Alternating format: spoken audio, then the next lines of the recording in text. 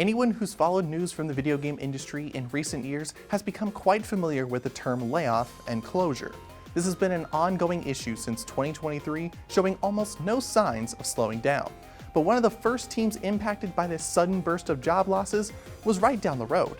I sat down and spoke with two industry veterans to discuss these constant headlines and how they took destiny into their own hands. August 31st, 2023. A day that lives in infamy for hundreds of game developers who were left without a job in an instant. It's a little heart-wrenching, truthfully, because I still knew everybody there, you know? And there's so much emotion up front to figure out. Volition Games, makers of hit titles such as Red Faction and Saints Row, were the first large-scale studio to close their doors in the face of tons of layoffs earlier in the year. It wasn't the last by a long shot, just going through the long list of studios that either had mass layoffs or were shut down entirely in the last few years. But what really made this studio special was that it was located right here in central Illinois. You are seeing the front of what used to be the office for Volition, a mere 5-minute drive from our office in Champaign. To think that within those walls was a group with the passion and creativity that led to such hits like Saints Row 2 is simply remarkable. This time 2 years ago, they were hot off the press of their latest release. But now, all that's there is a sign and the memory of what once was.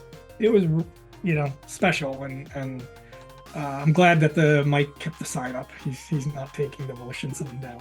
Former employees have so many positive memories from their time there, cementing the area as home for them. From the outside, if you ever thought of the way it's portrayed game studios, Volition mocked that more than any place I'd been at that time. Layoffs and closures are nothing new for the video game industry, but in 2023 and 2024, they were at their worst. In those 2 years, more than 30 studios shut down and over 25,000 people lost their jobs. Volition, being one of the first, turned a lot of heads. Volition's closure was one of the first, there were some other ones previous to that, but that was one of the, I think, a major studio closure early on in this cycle in 23. I mean, looking back now, and we see these every day, unfortunately, layoffs and studio closures. This issue got to the point that even larger groups and gaming giants can't guarantee their employees' job safety. There's always been kind of that cyclical, hiring and firing in the game industry, and any industry, but this seems a little bit worse than anything we've seen in the past.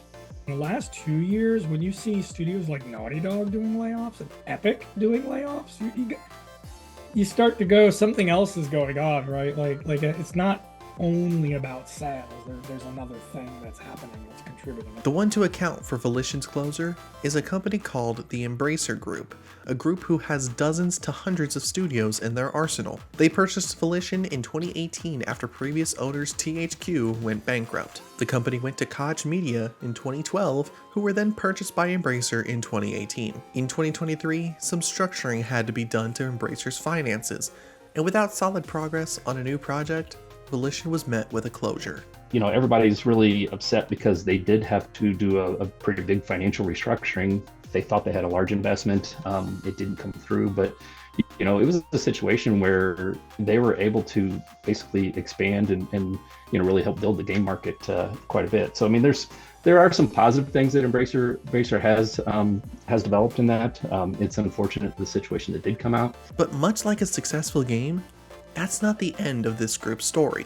With the Volition closure, I would say that kind of said, this has to happen now. Taking destiny into their own hands, former Volition employees Matt Madigan, Brian Traficante, and Jim Boone got together and formed a new company from the ashes of Volition. Shapeshifter Games was established in January 2024, taking almost a dozen former Volition employees with them on this new adventure. Matt had reached out about what his vision was to try and quickly assemble a bunch of people before they all split and get opportunities elsewhere. And the idea of reconnecting and doing something locally and finding others like ourselves that would be interested in continuing to work together, that was really cool. In a market like the video game industry, where in the eyes of many tomorrow is uncertain, the people at Shapeshifter remain confident their doors will remain open during these trying times. I'm obviously optimistic, otherwise I wouldn't have started a company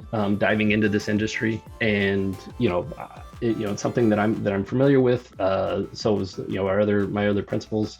We're very familiar with the industry. We couldn't see ourselves doing anything else, truthfully. This is what we want to do, and we're able to do it right now. Rather than face a similar fate of Volition, Shapeshifter's mindset is on something completely different. Co-development is their stake in the game, opting to not have any projects of their own, but instead offering their services to other studios. Co-dev is a new space. I've never been a co-developer before. I've always worked on titles that were, contained and owned by the studios that we were working on. As a co-development partner, this is another one of those universal pieces that fit way better than I would have ever thought.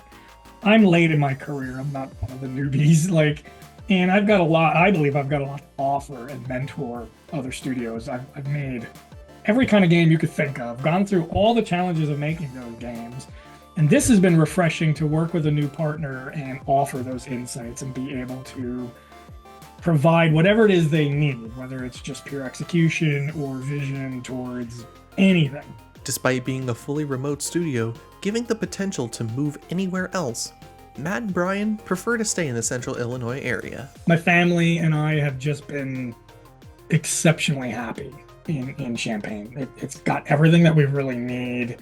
We're not really the kind of we don't go really far often, and that small town living, and not so small, right? But that small town living has suited us quite well. We always joke that once you were in Champaign, you were kind of, locked in.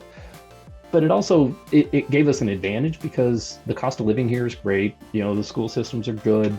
And, people could start to develop a family. And while Shapeshifter has a lot from the old company, this is not Volition 2.0. We enjoy the Volition tradition. We enjoy the experience.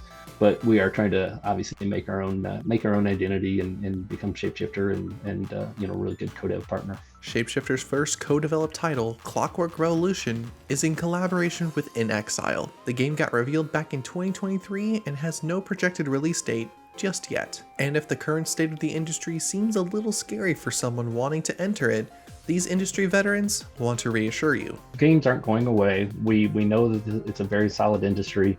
Obviously a little bit of turmoil now, but I think it's going to rebound. I think the development cycle and everything is going to pick up more. I have loved every day that I've gotten to work in the game industry. Even hearing about rumors of a closure or a cancellation, even knowing all the work I did on a project might not see the light of day, I would never want to do something else. I wake up every day appreciative and happy to do it. And so I would recommend people that think that's what's for them to continue to do it.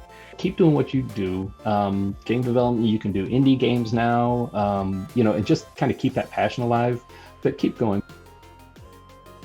A lot of people are still impacted by Volition's closure, as several former employees are still searching for a job to this day. This industry is getting bigger and bigger, but at the same time, it shrinks more and more with each headline. These job disappearances still occur now in 2025, with the latest news of Marvel Rivals studio NetEase cutting ties with their entire US-based team and WB Games shutting down 3 of their studios. It's a growing problem, and gamers around the world are hoping the bad news stops soon. For News Channel 20 in Fox, Illinois, I'm Joe Tolliday. Until next time. Thanks for watching. Be sure to subscribe to our YouTube channel to stay up to date on all things Oops All Games and News Channel 20.